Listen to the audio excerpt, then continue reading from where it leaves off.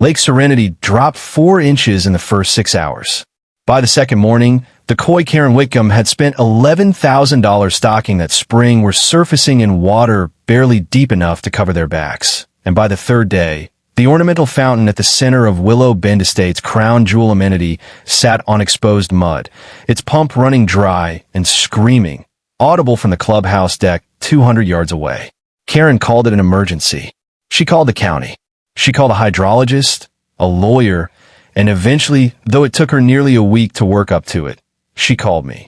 I let it ring twice before I picked up, mostly out of habit.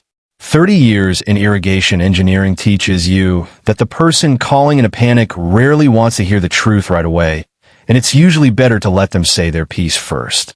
"Holt," she said, and I could hear something in her voice I'd genuinely never heard from Karen Whitcombe in the 2 years I'd known her, which was fear, thin and poorly disguised underneath the same brisk managerial tone she used at every HOA meeting. The lake. Something's happened to Cutter Creek. It's barely a trickle coming through the culvert. Do you know anything about this? I do, I said. I rerouted it. It's entirely on my property now, exactly the way it should have been for the last 14 years. The silence on the other end lasted long enough that I checked to make sure the call hadn't dropped. Before I tell you exactly how a decorative lake at a golf course adjacent HOA went from the star of every real estate listing in the county to a mud pit with a screaming pump inside of 72 hours, you need to understand 3 things: who I am, what Cutter Creek actually is under state law, and exactly how long Karen Whitcombe had been taking water that was never legally hers to take. My name is Holt Bregman. 64 years old, 31 of them spent as an irrigation and water resources engineer for an agricultural consulting firm working across 3 western states. The kind of job where you spend your career reading decree books and diversion records and explaining to farmers, developers, and the occasional confused city council why the phrase, "we've always used it that way," means absolutely nothing in a prior appropriation state.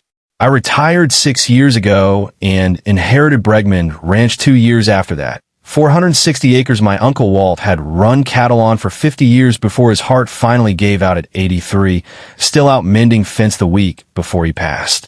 I'd spent most of my career working other people's water problems, driving out to some rancher's kitchen table with a stack of decree records to explain, gently as I could manage, why a claim they'd been relying on for decades didn't actually hold the priority they assumed it did. It's a strange thing doing that work for 31 years and then inheriting a piece of land with exactly that kind of unresolved question sitting quietly in its own history, waiting for someone with the patience to actually go looking for it. My wife Corinne used to tease me that I couldn't walk past a fence line without wondering who actually held the right to whatever was on the other side of it. She wasn't wrong. It's the only way I've ever known how to look at land. And it's the reason I noticed the diversion structure at all. The same season, I moved into the house my uncle had lived in his whole adult life, still smelling faintly of the pipe tobacco he'd never quite given up no matter what his doctor told him. Cutter Creek runs down off the eastern slope of the Kittredge Range, crosses on a Bregman Ranch about a mile above the house, runs the full length of the property for another mile and a half, and then continues downstream onto what used to be open grazing land before a developer named Preston Voigt bought it in 2011 and built Willow Bend Estates. 140 homes wrapped around a golf course, and, at its literal center, a 6-acre decorative amenity lake the marketing materials called Lake Serenity, the single most photographed feature in every listing Willow Bend had put on the market for 14 years running. Here is the detail that matters more than almost anything else in this story. My Uncle Walt held, and I now hold as his sole heir, the original decreed water right to Cutter Creek, adjudicated in 1958, senior to every other claim on that drainage by a margin of over 5 decades. Preston Voigt's development held no water right to Cutter Creek whatsoever. What it held, when construction on Lake Serenity began in 2011, was a handshake agreement with my Uncle Walt, an aging rancher who by then was 79 years old, tired of arguing with the developer's lawyers, and who agreed, informally, verbally, over coffee at his own kitchen table, according to the one neighbor who remembered the conversation, to let Voigt's crew install a diversion structure at the property line and pull a modest, unmetered flow off the creek to help fill the new lake in. exchange for Voight paving the last half-mile of the county road leading up to Walt's own gate, a favor Walt apparently valued considerably more than the water itself. That agreement was never recorded, never filed with the state engineer's office, never converted into an actual decreed water right benefiting Willow Bend Estates, because doing so would have required Voight to either purchase a separate right from another source or formally apply for a junior appropriation, both of which would have added cost and delay to a project already running behind schedule. Voight's engineers apparently decided, the same way engineers on similar projects seem to decide with startling regularity in stories exactly like this one, that an informal handshake with an old rancher was close enough to a legal right that nobody would ever bother checking the difference. For 11 years, nobody did. My uncle Walt never complained, because the water leaving through that diversion structure was a small enough fraction of Cutter Creek's flow that it never once affected his own irrigation, and because he'd made his peace with the arrangement the day Voight's paving crew resurfaced his road. I inherited the ranch not fully understanding the diversion existed at all until my first full irrigation season managing the property myself. When I walk the creek from the mountain boundary down to the property line the way I walk every water feature I'm responsible for, out of the same professional habit that had defined my entire career, and found a concrete headwork structure sitting on my own land, 40 yards upstream of the fence line, diverting a steady flow through an 18-inch culvert running straight toward Willow Bend Estates. I didn't do anything about it that first year. I pulled the county and state records, confirmed exactly what I've just described to you, filed the whole thing away in the same fireproof cabinet where I keep every decree, survey, and diversion record connected to this ranch, and decided, the same way my uncle apparently had, that it wasn't worth disturbing an arrangement that wasn't hurting anyone. Karen Whitcombe became president of the Willow Bend Estates Homeowners Association 18 months ago, and everything about that arrangement started maturing considerably more shortly after. Karen was 56, had moved to Willow Bend 9 years earlier with her husband Douglas after selling a marketing consultancy back east, and had run for the HOA board on what she described at every meeting since, as a mission to elevate Willow Bend's brand positioning within the luxury market. Language she used about a homeowners association the way most people use it about a company preparing for acquisition. Lake Serenity, under Karen's leadership, stopped being a pleasant amenity and became, in her words from the association's own annual report, our single greatest asset and the anchor of every future value-add initiative this community undertakes. She commissioned a fountain upgrade. She stocked $11,000 of koi. She hosted a Serenity Sunset series of paid community events on the lake shoreline, and she began, roughly a year into her presidency, lobbying the board to fund an expansion of the lake's surface area by nearly 40%, a project that would require, though her presentation to the board never once used this phrase directly, substantially more water than the existing diversion structure could reliably deliver. That expansion project was what finally brought Karen Whitcombe to my door on a Saturday morning in early spring, dressed for a very different conversation than the one she actually got. "Mr. Bregman," she said, standing on my porch with a leather portfolio and the particular smile of someone who has rehearsed an opening line more than once in the car on the way over. "I wanted to speak with you personally about an exciting expansion plan for Lake Serenity and how it might benefit from a slightly larger diversion allocation from the creek running through your property." "How much larger?" I said. "Our engineers estimate we'd need roughly double the current flow to properly fill the expanded footprint," she said, and opened her portfolio to a rendering of a lake nearly half again its current size, complete with a floating dock and a second fountain. Given the historical relationship between Willow Bend and the Bregman family, we were hoping to formalize a slightly more generous arrangement. "There's no formal arrangement to make more generous," I said. "There was a verbal understanding between my uncle and your original developer in exchange for a road paving job, and it was never recorded anywhere. You don't hold the water right to Cutter Creek, Mrs. Whitcombe. You never have." The smile held, but something behind her eyes recalibrated, the particular expression of someone doing quick arithmetic on how seriously to take an objection she had clearly not expected.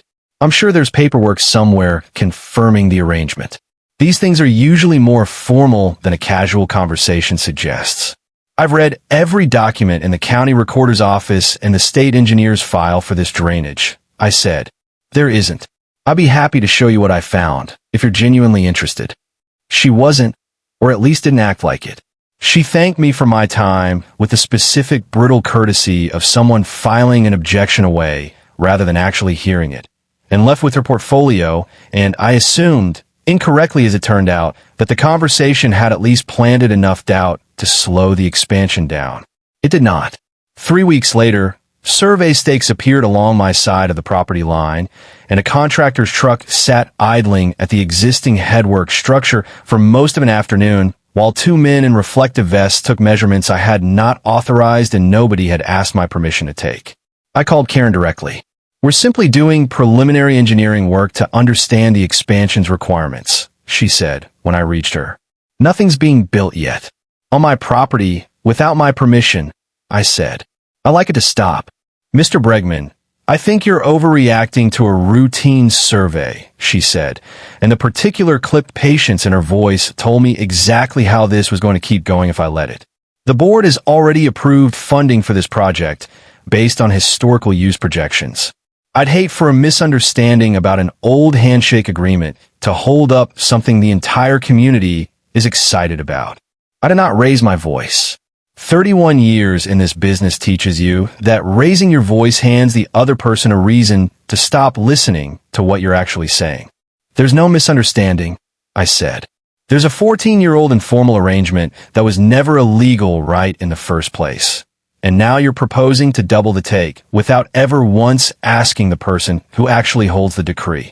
I need you to understand that I could shut that diversion off entirely today and be completely within my rights to do it. I don't think that would be a very neighborly thing to do, Karen said, and hung up before I could respond. I did not shut it off that day. Priya. No, wait, this is a different case, a different attorney, a woman named Adele Marchetti, Water Rights Counsel out of the regional office 2 counties over whose name I'd kept from a conference years earlier specifically for a situation exactly like this one. Told me, once I called her the following morning and laid out the entire history. Essentially the same thing every attorney in every version of this story eventually tells the person patient enough to listen. You could act on this right now, Holt, and you'd win outright if it ever got challenged. But right now, all they've done is survey your land without permission. Let them show you exactly how far they're willing to go before you act. The more clearly documented their overreach, the less anyone will be able to argue later that you moved too fast or acted out of spite. So I waited and documented the way I have handled every serious professional problem for 3 decades. I photographed the survey stakes and the contractor's truck. I requested, through a formal open records request, every board meeting minute referencing Lake Serenity's expansion project going back 2 years. I pulled Willow Bend Estates, HOA's own financial disclosures, publicly available through the state's Common Interest Community Registry, and found the expansion budget. $340,000 authorized, $85,000 of it already spent on engineering, permitting fees, and a deposit to a contracting firm called Sagebrush Water Features, whose business registration with the Secretary of State. A 2-minute search I ran mostly out of professional habit, showed as owned by Douglas Whitcombe, Karen's husband. Nobody on the board, according to the minutes I eventually obtained, had ever asked whether the expansion's water source was actually secured before authorizing 1/3 of the entire project budget. The contractor crew showed up in earnest 6 weeks later, this time with excavation equipment, and began widening the existing diversion channel on my land, cutting into the creek bank a full 12 feet beyond the footprint of the original 2011 structure, without a permit from the state engineer, without a survey confirming the new boundary of the work, and, most importantly, without one further word to me. I drove down to the site. The first morning, I heard the excavator running and asked the crew foreman, plainly, who had authorized work on private land he did not have written permission to be on. HOA's engineer told us this whole stretch was covered under the existing agreement. The foreman said, entirely unbothered, the same tired, unbothered tone I'd have recognized from 30 years of watching exactly this kind of assumption play out on other people's land before it eventually became mine to deal with. You want to talk to Mrs. Whitcombe if there's a dispute. I called the county the same afternoon and confirmed, as I already suspected, that no permit had been pulled for expanded diversion or excavation work on that stretch of Cutter Creek. A fact I forwarded immediately to Adele, along with photographs of the excavator sitting squarely on my side of the property line. Karen's first real retaliation, oddly, arrived before Adele's letter even did.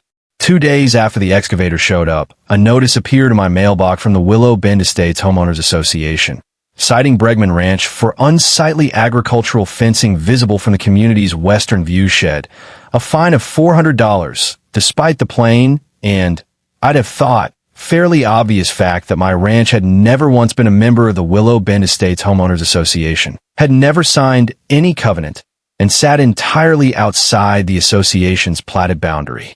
I called Karen directly, mostly out of genuine curiosity about how she intended to justify it. The board felt it was appropriate to formally document our concerns about property conditions given the ongoing dispute, she said, in a tone that suggested she considered this a perfectly reasonable use of an HOA's authority over land it had no jurisdiction whatsoever to regulate. I'm not a member of your association, Mrs. Whitcombe, I said. You have no authority to fine me for anything. I'd think you'd want to maintain a cooperative relationship with your neighbors regardless, she said, given how much this dispute could end up costing everyone if it isn't handled reasonably. I added the fine notice to the same folder where I was keeping everything else, not because I had the slightest intention of paying it, but because Adele had taught me the same way 31 years of my own career had taught me long before I ever needed a water attorney, that a pattern of overreach is worth more sitting quietly in a folder than it is worth arguing about out loud the moment it happens. Karen's response, once Adele's formal cease and desist letter reached her 2 days later, was not to stop the work. It was to escalate in the exact way I had by then come to expect. She sent a community-wide email describing an unfortunate misunderstanding with our upstream neighbor that our team is working diligently to resolve. Organized an emergency HOA presentation reassuring residents that Lake Serenity's future is secure. And, according to a text message a Willow Bend board member named Priscilla Lowy would later hand over voluntarily once the whole situation reached the point it eventually reached, instructed the contractor privately to keep working through the weekend if needed, before anyone can get an injunction filed. That instruction, sent in writing 11 days before I finally acted, became one of the single most important pieces of evidence in everything that followed. I let the excavation finish. I let the expanded channel get poured, lined, and connected. I let Karen host her groundbreaking celebration for what her newsletter called Lake Serenity 2.0. Complete with a string quartet and a ribbon tied across the new, wider culvert mouth, an event I did not attend, but which Denny, a different Denny than any story you've heard before my own neighbor 2 ranches over, retired same as me, with the same patient habit of standing at property lines watching other people's projects go sideways, described to me afterward in exactly the tone of a man who suspected exactly what was coming next. She stood right up on that little podium, Denny said, and told the whole crowd that Willow Bend had, quote, secured its water future for the next generation. Didn't mention your name once. Didn't mention the letter your lawyer sent. Just stood there smiling like the whole thing was already settled. 3 days after that groundbreaking celebration, I walked the length of Cutter Creek on my own property from the mountain boundary down to the diversion structure. The same walk I'd taken my first season on this ranch, carrying nothing but a shovel, a level, and 31 years of knowing exactly how to move water where it actually belongs. Adele had, by then, filed a formal complaint with the state engineer's office documenting the unauthorized excavation and the expanded, unpermitted diversion, alongside a request for declaratory judgment confirming that Willow Bend Estates held no water right whatsoever to Cutter Creek and never had. But state administrative processes move on their own schedule, and I had, by then, run out of patience for waiting on a schedule that wasn't mine to control, while an entity with no legal right to a single gallon of that creek kept pulling more of it every single day.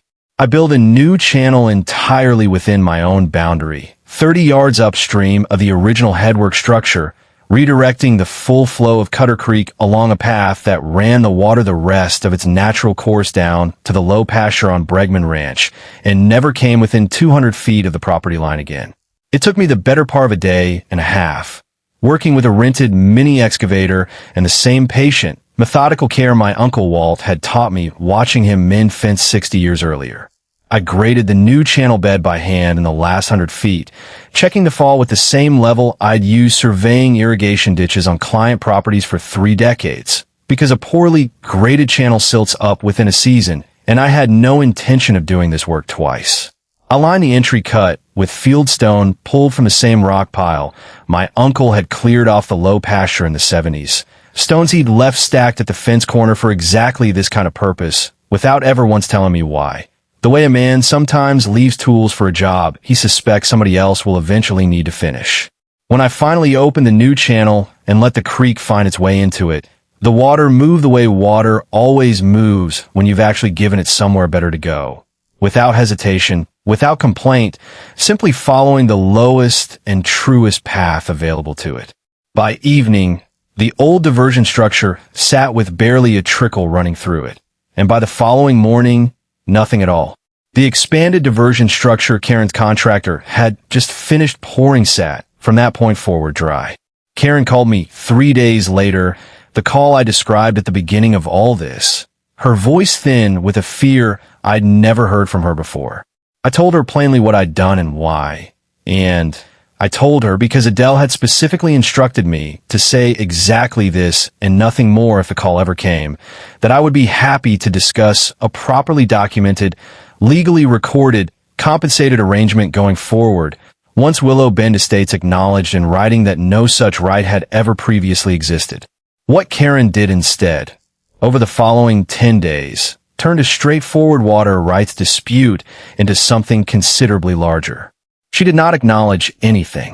She organized an emergency board meeting, framing the situation to residents as an act of retaliatory sabotage by an upstream landowner, a description that conveniently omitted the survey stakes, the unpermitted excavation, and her own written instruction to keep the contractor working through the weekend before anyone could get an injunction filed. She authorized, without a competitive bid the board minutes later showed no record of ever occurring, an emergency $60,000 contract to Sagebrush Water Features, her own husband's company, to explore alternative water sourcing solutions, a contract that resulted, over the following week, in an attempt to run a temporary pump and hose line directly from Cutter Creek's new channel on my property, without permission, in the middle of the night. My trail cameras, installed the same week I first found that original diversion structure years earlier out of the same habitual caution that has defined my whole career, caught the whole thing clearly.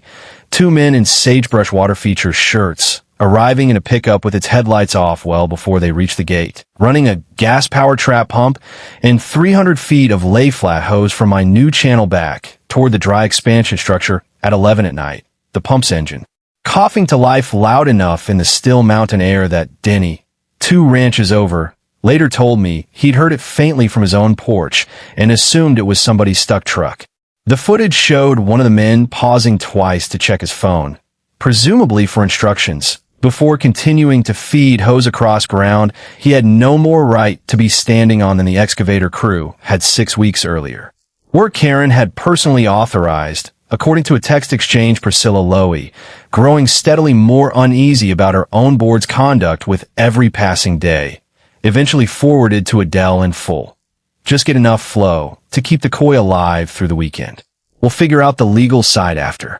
The sheriff's deputy who responded to my call that night, a measured man named Osei, who took one look at the pump, the hose, and the timestamp footage, told me plainly that unauthorized diversion of water from an active decreed right, especially one already under formal stay investigation, crossed well past a civil disagreement into criminal territory, and that his department would be treating it accordingly regardless of how the underlying dispute eventually resolved. The 2 men, contractors rather than board members themselves, cooperated readily once questioned, handing over the same text instruction from Karen rather than face the trespassing and unauthorized diversion charges entirely alone, a decision Osei told me was about as predictable as anything he'd seen in 16 years on the job. Karen's public response to a criminal referral was, remarkably, to escalate the narrative even further rather than pull back. She sent a second community-wide email accusing me of weaponizing a decades-old handshake technicality to hold an entire community's shared amenity hostage, and organized a second emergency meeting. This one drawing, according to Priscilla, nearly the entire community, packed into the clubhouse Karen herself had spent 18 months insisting was the crown jewel of Willow Bend's brand positioning. I did not attend that meeting either. Priscilla recorded most of it and sent it to me the same night, along with the message that would matter most of everything she'd sent me. You need to see the part where someone asks about the water right documentation. According to the recording, a resident named Ferris Okafor, a retired civil litigator who had bought into Willow Bend 3 years earlier specifically for the golf course and had, by his own account, never paid much attention to HOA politics until his own koi-adjacent lakefront lot suddenly lost most of its water feature, stood up midway through Karen's presentation and asked, plainly, whether the association had ever actually held a recorded water right to Cutter Creek, or whether the entire 14-year arrangement had simply been assumed. Karen, according to the recording, did not answer directly. She said the board's legal counsel was confident in the association's historical position and attempted to move to the next slide. Ferris did not let it go, asking a second time, more pointedly, whether anyone present had personally seen the recorded decree. The silence that followed, Priscilla told me, stretched long enough that people in the back rows began quietly talking among themselves, the specific sound of a room losing confidence in the person standing in front of it.